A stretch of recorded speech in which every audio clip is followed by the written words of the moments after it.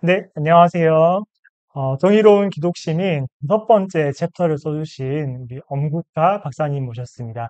박사님, 예, 안녕하세요. 안녕하세요. 네, 다섯 번째 주제는 칠극의 우종론과 시민성입니다. 박사님, 먼저 이야기를 하시기 전에 박사님 소개 먼저 잠깐 부탁드립니다. 예, 저는 엄국화 박사고요.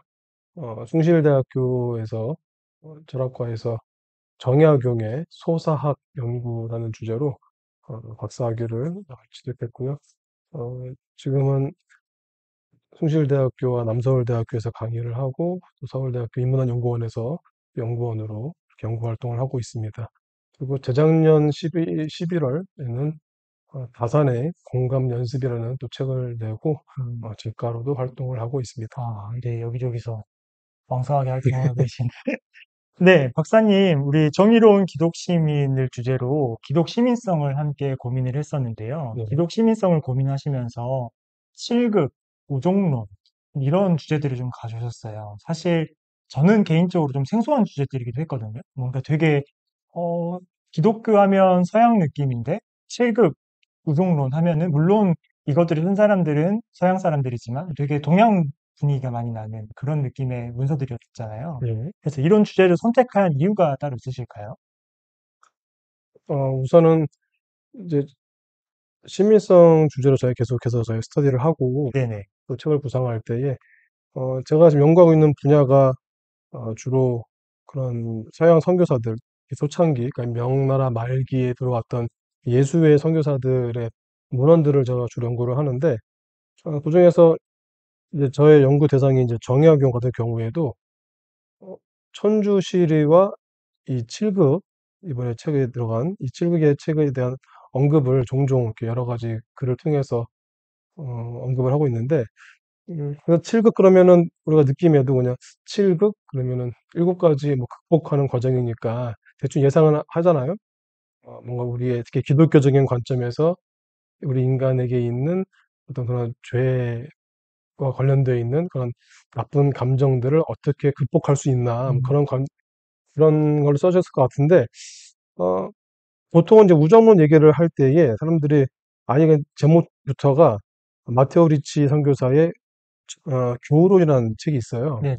그 책은 굉장히 얇고 한 100개 정도의 문항으로 구성되어 있는 책이라서 제목 자체가 교우론이니까 뭐 친구를 어떻게 사귀는지에 대한 그런 설명이다 보니까는 그 책은 조선시대 선배들도 그렇고 지금도 많은 현대인들이 많은 관심을 가지고 읽고 있는 책인데 저는 그건 못지않게 칠극이라는 책에도 비록 이 제목은 칠극이지만 뭐 일곱 가지의 극복 과정 그에 대한 얘기지만 이 안에서도 우정에 대해서 굉장히 많은 이야기를 하고 있다는 거를 어, 제 연구를 통해서 깨닫게 돼가지고 그래서 이번에 시민성 얘기를 하면서 뭔가 좀 직접적으로 연관짓는 아직 그런 단계까지 못 나갔지만은 어, 좀 그런 어떤 기본적인 연구 단계로서 칠극에 있는 우정, 평등한 그런 시민들 간의 관계에서 중요한 그런 우정에 대해서 한번 좀 조명을 해보고자 이런 연구를 하게 되었습니다.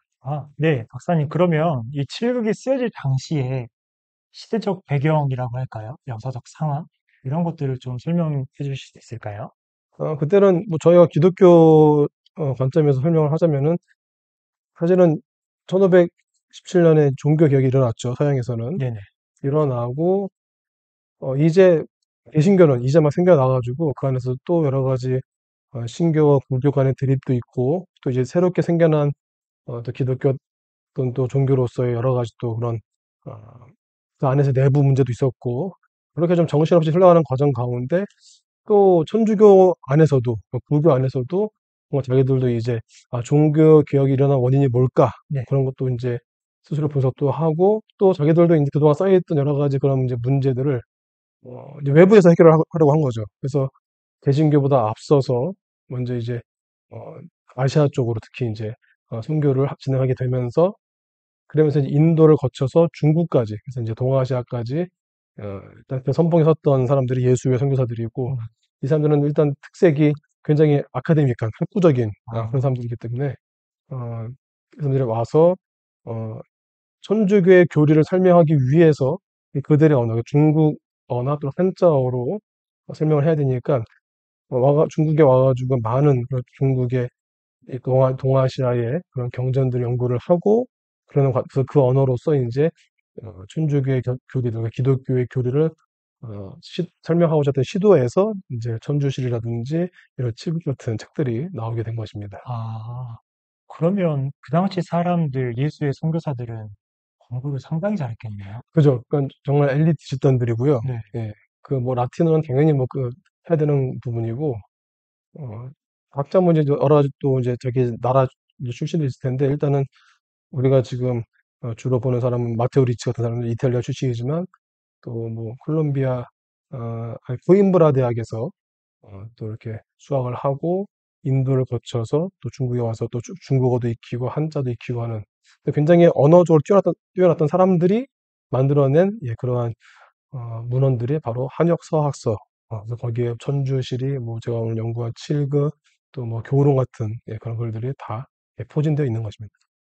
네, 상세한 설명 감사드립니다. 그러면 책 내용으로 좀 들어가 보려고 하는데요. 예, 그 칠극에 친구를 나타내는 표현을 이렇게 밀려, 갈려, 웅, 우, 우회, 우정 이렇게 표현을 해주셨어요. 예. 혹시 이 개념들에 대해서 간단하게 요약해서 설명해 주시면 가능할까요? 사실 이거는 네, 우리에게 그렇게 낯선 것도 아니고 뭐 우리는 보통 지금 친구 또는 그냥 순우리말로 벗이라고 표현을 하죠. 친구도 뭐 영화 제목이 있긴 하지만은 네네, 그것도 한자 어이고 그래서 거기에 그때 옛날에 친구 영화에서도 오래 두고 사귄 벗이라는 그것도 옆에다가 소제부터 달았는데 그래서 우리는 그냥 벗이라고도 하고 뭐 친구 아니 요새는 그냥 그 영어로 그냥 프렌드 많이 쓰잖아요. 네네, 그런데 이제 문헌적으로 봤을 때에 일단 조선 시대에는 사실 친구라 그러니까 당연히 한자 친구란 말을 쓴 적이 없었고 보통 이제 붕이나 우 같은 그래서 붕우라는 단어로 쓰던지 아니면 그냥 붕 아니면 우 쓰던 그런 전통에서 이제 요 책에 들어오면서 여러 가지 이제 한자어는 여러 가지 이제 같은 의미를 가지고도 표현하는 게 다양하니까 그래서 이제 일단 순서대로 또 나온 것부터 해서 제가 밀려 뭐 반려 이렇게 표현했는데 사실 뭐 밀려 반려 같은 경우는 밀려는 사실 우리가 잘 쓰는 말은 아니죠. 예. 네네, 지금도 뭐 중국어 사전 보면은 약간 좀 부정적인 이미지예요. 왜냐면 이렇게 은밀한 친구 같은 느낌이 있으니까 예, 아, 좀 숨겨져 있거나 막 실새 같은 네네, 뒤에서 막 움직이는. 근데 반려 같은 경우는 지금 우리가 반려동물 쓰잖아요. 네네, 물론 그전에는 이제 아내나 이제 남편에게 서로 반려자라고 했지만은 지금은 그런 부부관계보다도 우리 반려동물로 이제 쓰면서 이제 반려란 말 쓰는데 그리고 또 그거 못지않게 또 계속해서 뭐 붕이라는 전통적인 단어 이거는 뭐 노자 아니 논어에서 처음부터 나왔던 논어 1장에서 유붕자원방래해서 예, 음, 친구 멀리 있는 친구가 온다면 기쁘지 아니한가라는 말부터 해서 뭐 붕자와 우자는 뭐 기본적으로 많이 썼던 단어고요. 그러면 사실상 우정이라는 단어는 잘 안 나타났는데 이제 네네, 여기 이 책에서 또 우정이 언급되어 있고 그래서 일단 우리가 지금 많이 쓰고 있는 거는 우정이라는 단어이기 때문에 그래서 그것까지 어떻게 이 책에서 소개되어 있는지를 간단하게 제가 좀 설명했습니다. 네. 그럼요, 박사님. 이건 약간 좀 부습 질문일 수 예. 있는데요.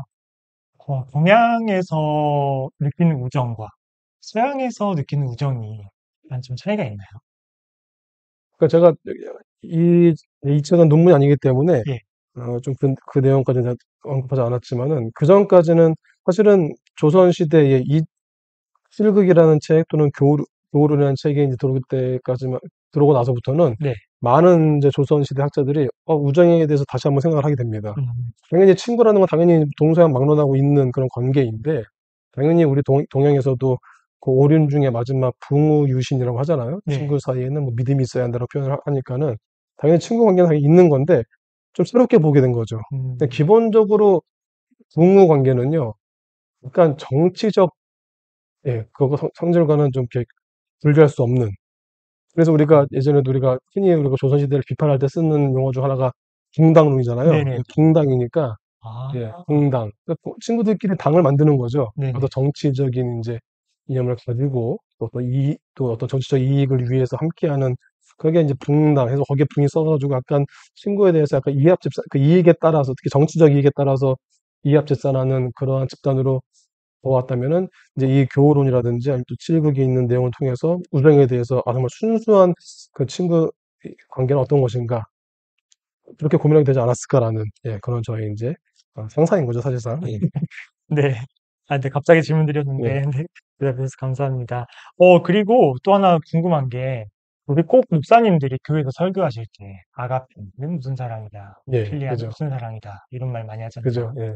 사실 그게 꼭 맞지 않는다는 그런 말도 많이 있더라고요. 그죠. 예. 네, 교수님께서도, 박사님께서 여기 책에 그런 필리아에 대한 설명을 길게 해주셨는데, 예. 네, 혹시 그 이야기 잠깐 여쭤봐도 될까요? 그러니까 사실 우정은 이제 필리아의 번역어로 쓰는데, 필리아 자체를 또 우리가 편하게 그냥 우정이라고 표현하지만은, 이제 필리아라는 거는 단순히 친구 사이의 어떤 그런 감정뿐만이 아니라, 네, 기본적으로 뭐 부모와 자식 간에도 있는 감정이고, 또 더 나아가서 뭐 군주와 신하 간에도, 사실은 우리가 뭐 서양 문화 보면은 그잖아요. 우리의 전통 문화에서는 아버지와 아들이 서로 친구라고 안 하지만은, 네, 뭐 서양 그런 뭐 여러 가지 뭐 드라마나 영화를 봐더라도 뭐 그렇게 친구같이 지내는 걸 많이 보잖아요. 음, 그만큼 이 필리아라는 감정은 좀 폭넓게 쓰이는 그런 단어인데, 그래서 예수님께서도 베드로에게 물어보실 때 네가 나를 사랑하느냐라고 이제 마지막에 세번 물어보실 때도 처음에 네가 나를 아가파오하냐 물어보고 나중에 필레오하냐라고 이제 물어보거든요. 예. 음, 그것처럼 사실 아가페적인 사랑과 이 필리아적인 사랑에 어떤 뭐 차이가 있을까? 뭐 그거는 뭐 중요하지 않은데, 하여튼 분명은 이제 물론 이건 이제 그리스어로 표현된 거지만은 예수님께서 직접 우리에게 너희는 이제 더 이상 종이 아니라 둘로스가 아니라 필로스다라고 이제 말씀을 하시잖아요. 예, 네네. 친구는 그러니까 뭐 노예는 또는 종은 그 주인이 뭐 뭘 하려고 하는지 그 의도를 알 수 없지만은 친구는 서로 다 그걸 공유한다. 그래서 우리는 근데 여전히 아직도 한국 교회에서는 되게 어색한 것 같아요. 그러니까. 예수님을 대해서 친구라고 부르는 거에 대해서 뭔가 좀 너무 좀 이렇게 그런 경건함 떨어지는 것 같고 네네. 생각하시는데, 그럼 뭐 이 글을 통해서 필리아라는 게 단순히 뭐 친구끼리 뭐 야 친구 사이에 뭐 음, 이런 간단한 의미가 아니라 우리가 하나님에 대해서도 또 예수님에 대해서 가질 수 있는 그런 사랑의 감정의 어떤 또 한 종류로서 필리아를 우리가 가져야 된다. 라고 생각합니다. 네. 저도 좀 비슷한 고민을 했던 게요, 목사님. 어, 약간 CCM 부를 때는 나는 주의 친구. 그죠? 예, 근데 기도할 때는 주되심을 인정하라. 그죠? 예, 이 사이 간극이 너무 예, 어렸었거든요. 예. 박사님 혹시 누가 이런 질문을 해온다면 이 간극을 어떻게 설명해 주세요? 그러니까 전에 제가 이제 우리 사역을 할 때 제가 좀 찬양사역 했었으니까 네네네. 어떤 어떤 이제 좀 나이 드신 분들이죠. 네네. 그분들은 그 나주님의 친구 되기. 그 노래 자체를 친구라는 말을 쓰면 안 된다는 거예요. 예. 가사에서 네, 빼라고? 그래서 네. 해가지고 또 다른 걸로 교체를 해가지고, 예. 근데 그 친구 되기 원합니다. 그거는 우리가 되겠다는 것이 아니라 이미 예수님께서 너희는 이제 내가 너희를 더 이상 종이라 부르지 않고 둘로스라 부르지 않고 네. 친구라 부르겠다라고 말씀하신 건데, 거기에 대해 우리가 다시 아닙니다. 우리는 그냥 친구 안 할래요. 우리는 그냥 종 할래요. 음, 둘로스 할래요. 그냥 말씀해 주세요. 그냥 시키만 주시면 제가 하겠습니다라고 하는데, 저는 이제 그러한 단계에서는 벗어나야 되는 이제 한국 교회 이제 수준이 거의 음, 이미 거기에 우리가 들어가지 않았나 해서, 음, 그런 부분에서 친구, 또 한 가지는 우리가 그렇게 예수님에 대해서 우리가 약간 여기 제가 주장하던 약간 평등, 동등성 뭐 그런 부분인데, 어, 그러니까 교회에서도 너무 지금 특히 장로교를 비롯한 네. 유계 질서가 이게 너무 강하게 돼 있는데, 이제는 조금 예, 좀 동등한 개념으로서 성도 간의 그런 관계도 그렇고 네. 그렇게 나아가는 것이 좀 한국 교회가 더 건강해지는, 더 성장할 수 있는 그런 길이 아닐까, 예, 네. 그런 고민으로 좀 이 부분을 좀 예, 노출시켜 봤습니다. 네. 목사님 말씀을 들으면서 우리가 시민성을 고민하고 또 시민성을 고민할 때 서로 수평적인 관계나 이런 특성을 고민하지 않을 수가 없잖아요. 교회 내에서의 관계도 마찬가지고. 네. 아마 이런 용어들만 좀 제대로 알고 사용해도 그리고 예수님이 말씀하신 우정에 대해서만 또 한번 이렇게 깊게 묵상해 보면 우리 문화도 좀 바뀌지 않을까 그런 바람을 좀 가져봅니다. 저는 누구보다 교회에서 좀 수평적인 관계를 원하는 사람이 하거든요. 예, 요담입니다만 예. 한 번은 저희 이제 그 친구들이랑 이야기를 할 때 너네도 나도 반말해라. 음, 예. 우리 진짜 친구 한번 해보자라고 했다가 예. 그 친구들 부모님이 엄청 혼을 내시는 그죠, 거예요. 그죠, 예.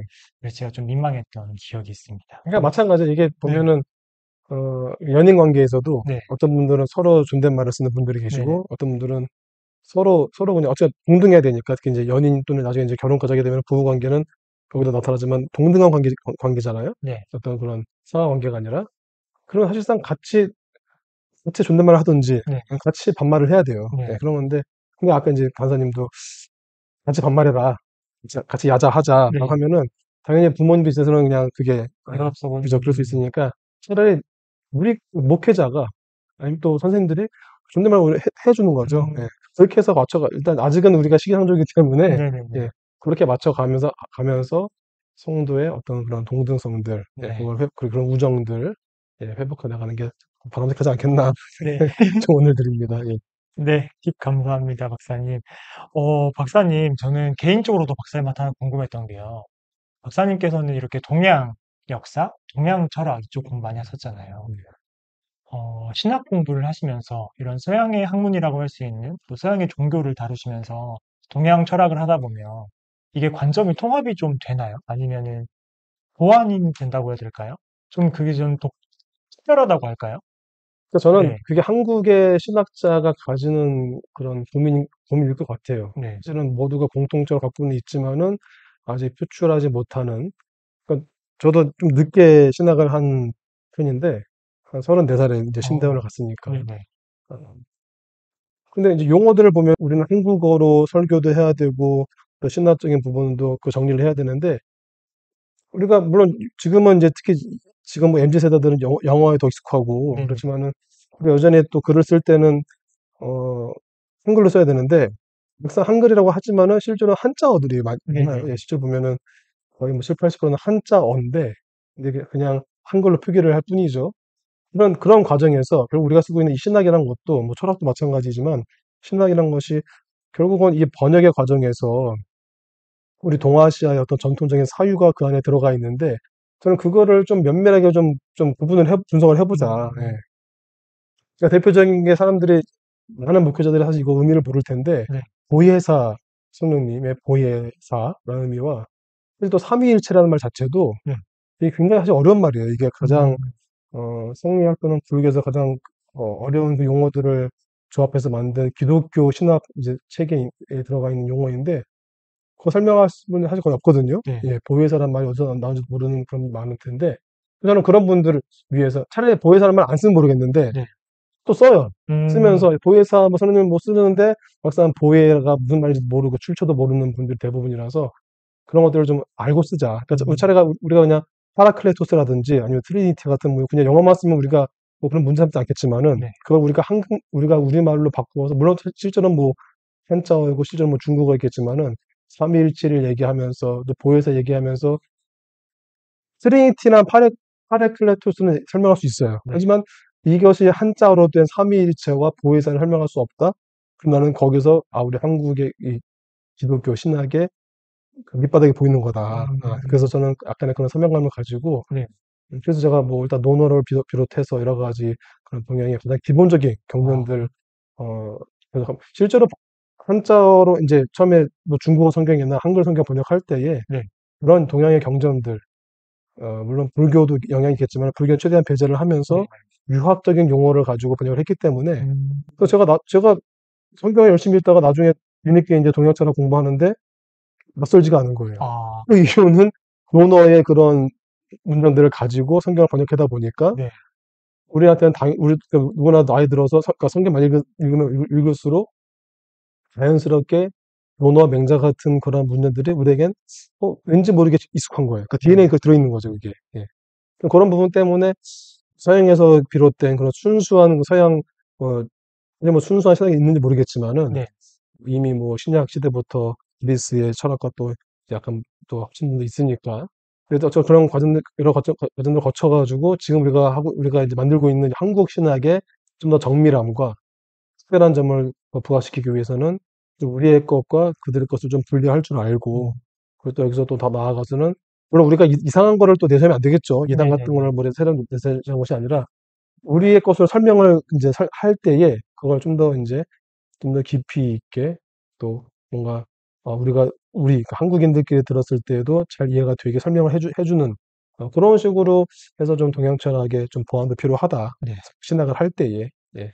물론 제가 처음 시작하는 건 아니고 네, 다 있어 왔지만은 아직 많이 아직도 한국 교회들 많이 그것들을 좀 어려워하거나 네. 또 약간의 거부감도 가지고 있는 것이 또 사실이기 때문에 음, 저도 뭐 급하게 하진 않고 천천히 해서 계속해서 조금씩 이렇게 좀 알려나가는 네, 그런 작업을 하려고 합니다. 언제 한번 저희 교회 박사님 꼭 모시고 관련된 용어만이라도, 예, 예. 네, 저도 뜻을 모르고 남발한 용어도 지금 너무 많다는 그죠, 걸 예, 예. 깨달았거든요. 예, 예.